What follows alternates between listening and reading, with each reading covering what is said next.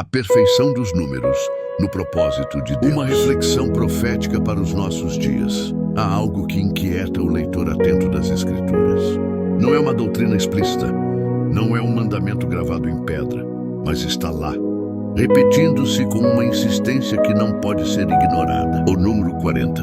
O 40, o número da prova e da formação. 40 dias de chuva e dilúvio sobre a terra. 40 dias de Moisés prostrado diante de Deus no Sinai, recebendo a lei.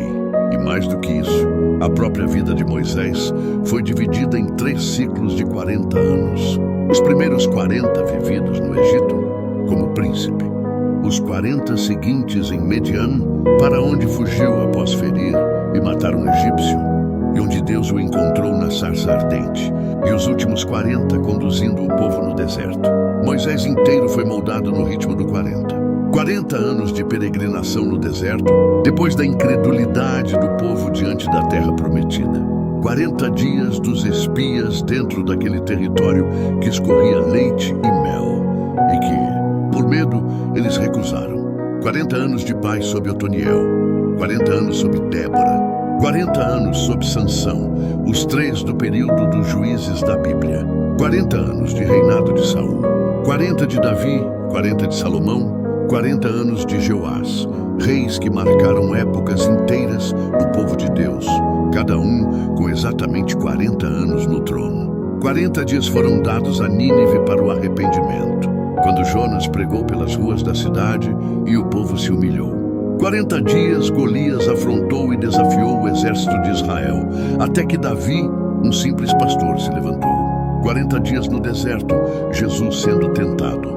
40 dias em que o ressuscitado ainda caminhava entre os seus, antes de ser levado aos céus. A pergunta que não quer calar é simples e profunda ao mesmo tempo. Por que 40?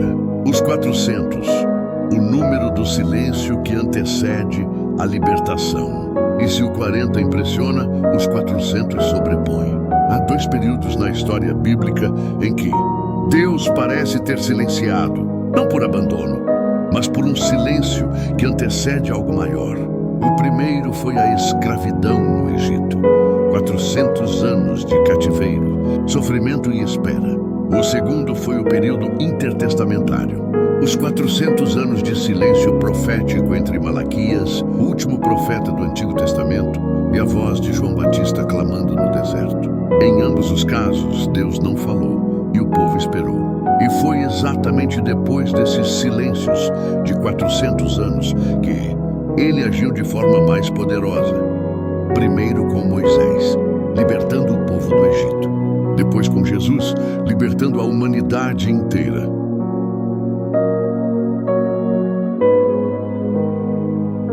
Os 4.000 anos, o número da redenção.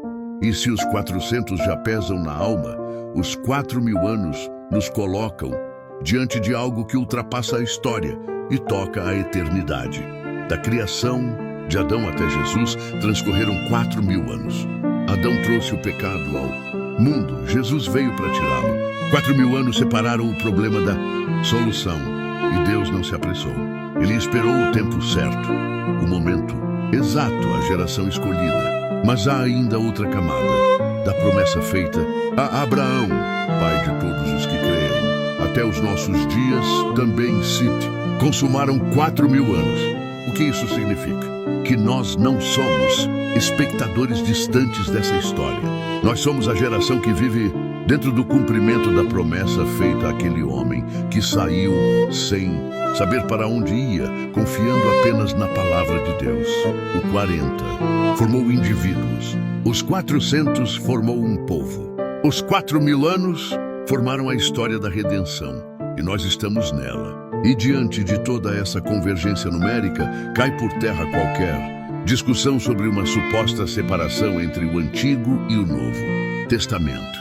Há quem imagine que os 2 livros contam histórias diferentes, de deuses diferentes para povos diferentes. Mas os números 40, 400 e 4.000 anos narrados aqui tornam o Antigo e o Novo Testamento absolutamente indissociáveis. Não há como entender Jesus sem Adão. Não há como entender a cruz sem o Egito. Não há como entender João Batista sem Malaquias. Não há como entender a promessa sem Abraão. A Bíblia não é uma coleção de livros, é uma única história, contada por um único autor, que usou o tempo inteiro como linguagem. E os números não mentem. Vale lembrar que em 1517, Deus levantou na terra Martinho Lutero, que afixou as 95 teses na porta da igreja de Wittenberg e sacudiu o mundo. Em seguida vieram Ulrico Zwinglio na Suíça, João Calvino, John Knox e John Wesley, dentre outros. Assim como aconteceu com aqueles homens da Reforma Protestante, nós hoje precisamos, pela revelação do Espírito Santo, compreender o que Deus quer nos revelar por meio dela nos nossos dias, porque Ele ainda está falando e a palavra ainda está viva. E diante de tanta repetição, de tantas circunstâncias em que Deus utilizou esses números ao longo de toda a história sagrada, surge uma pergunta inevitável: por que razão a nossa geração estaria de fora?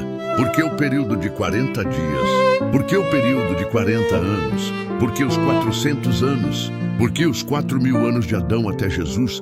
Tudo demonstrado e registrado na Bíblia. E os 4.000 anos da promessa feitas a Abraão não estariam também dentro do propósito de Deus?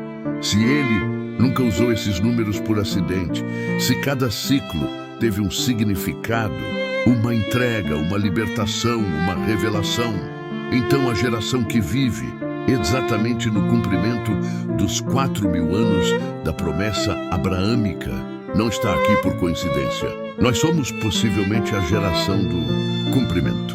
Isso não é um detalhe, é um chamado. O 3, o número da ressurreição e da revelação. E se não bastasse tanta evidência bíblica acerca do 40, dos 400 e dos 4.000 anos, podemos continuar esse pensamento em outro número que perpassa a vida de Jesus. O 3, Jesus foi batizado por João Batista aos 30 anos e foi exatamente a partir daí que o seu ministério público teve início. Ressuscitou ao terceiro dia, não ao segundo, não ao quarto, mas ao terceiro. Como se o próprio tempo obedecesse a uma ordem que vai além da coincidência. Para fortalecer ainda mais essa revelação profética, a cronologia bíblica nos apresenta uma sequência que não pode ser ignorada. Abraão nasceu no início do terceiro milênio da criação de Adão. Jesus veio ao mundo no início do terceiro milênio da promessa feita a Abraão. Como então não interpretar que a sua volta, a segunda vinda de Cristo, estaria iminente no início do terceiro milênio da nossa geração, o milênio que começou no ano 2000, o milênio em que nós vivemos agora. O 3 aparece mais uma vez, não como coincidência, mas como padrão. E padrões, na linguagem de Deus, são profecias. O 7, o número da perfeição e da consumação. E note, o 3 na vida de Jesus por si só já apresenta coincidências que impressionam. A ressurreição ao terceiro dia, o nascimento no início do terceiro milênio da promessa a Abraão e a sua vinda iminente no início do terceiro milênio da nossa geração. Mas o 3 não deve ser pensado de forma isolada. Quando trazemos ao raciocínio o 4, com todo o peso do 40, dos 400 e dos 4.000 anos narrados ao longo de toda a história sagrada, e somamos ao 3, chegamos ao 7, o número da perfeição de Deus.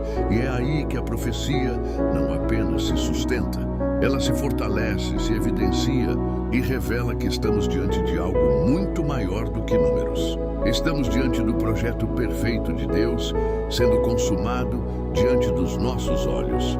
E chegamos, finalmente, ao ponto mais sublime de toda essa jornada numérica. Depois de trazermos à tona todas as menções do 4, do 40, dos 400 e dos 4.000 anos na Bíblia, depois de agregarmos o 4 ao 3 de Jesus para chegarmos ao 7 da perfeição, chegamos à análise do sétimo milênio. A cronologia bíblica nos apresenta 6.000 anos de história humana, da criação de Adão até os nossos dias. E se Deus criou o mundo em 6 dias e descansou no sétimo, e se a Bíblia declara que para o Senhor um dia é como 1.000 anos e 1.000 anos como um dia, então o sétimo milênio não é apenas uma marca no calendário. É a consumação final da obra de Deus. É o descanso eterno que todos os outros números anunciaram. O 40 preparou pessoas.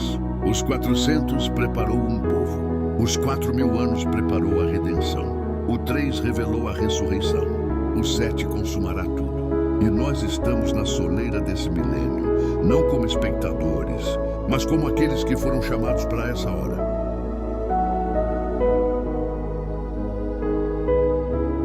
O 7º milênio, a hora em que vivemos. E sobre este milênio há ainda muito mais a dizer. Assim como um dia é para o Senhor como 1.000 anos, e 1.000 anos como um dia, vemos que o padrão do 7 perpassa toda a estrutura do propósito de Deus para o seu povo. Deus descansou no 7º dia e instituiu o sábado. Determinou o ano sabático, o descanso da terra no 7º ano. Determinou o ano do jubileu, que chegava após 7 vezes 7 anos, o grande ano da libertação, perdão das dívidas, da restauração de tudo. E no livro do Apocalipse, o 7 aparece com uma intensidade que não pode ser ignorada. 7 igrejas, 7 selos, 7 trombetas, 7 taças. E é exatamente na 7ª trombeta que se consuma o grande anúncio. O reino deste mundo se torna o reino do nosso Senhor e do seu Cristo. O 7 não é apenas o número da perfeição. É o número do fim que é, na verdade, um começo. E tudo, desde o 40 até o 7º milênio, sempre apontou para esse momento. Diante de tudo que foi exposto, alguém pode questionar. Mas Jesus não disse que ninguém sabe o dia e a hora da sua volta, nem os anjos, nem o próprio Filho, senão o Pai? Sim, disse. E esta revelação profética não conflita com essa palavra. Ela não apresenta dia, ela não apresenta hora. Não há aqui nenhuma pretensão de fixar uma data para a volta de Cristo. O que há é algo muito diferente e que o próprio Jesus autorizou. Quando os apóstolos, inquietos com essa mesma questão, o indagaram sobre os sinais do seu retorno, ele não os repreendeu pela pergunta. Ao contrário, respondeu a parábola da figueira. Quando os seus ramos estão tenros e as suas folhas brotam, sabeis que o verão está próximo. Ele não disse quando, mas disse que seria possível sentir a aproximação. E foi exatamente essa preocupação que marcou a igreja primitiva. A expectativa viva, urgente e permanente da sua volta. Esta revelação profética não diz o dia, não diz a hora. Diz apenas o que os números da história sagrada parecem confirmar. Estamos diante do início do 7º milênio. E se o verão está próximo, os ramos já estão tenros. Mas é preciso deixar claro, esta revelação profética não é um fim em si mesma. Ela é um meio, um instrumento, um alarme. Tudo o que foi narrado aqui, o 40, os 400, os 4.000 anos, o 3, o 7, o 7º milênio, não foi trazido à tona para satisfazer a curiosidade intelectual, nem para impressionar com a arquitetura dos números. Foi trazido para que chegue ao conhecimento da humanidade e o propósito de Deus está na sua reta final de consumação. E diante disso, o chamado é urgente, que as igrejas se levantem, que se pregue em massa o arrependimento, que se anuncie a todo homem e a toda mulher a necessidade de aceitar a Jesus, porque esta revelação é, antes de tudo, um alarme. Um sinal de que a preparação para a volta de Jesus não é para amanhã, é para agora. O 7º milênio está à porta. E a pergunta que cada um precisa responder não é numérica. É pessoal. Você está pronto?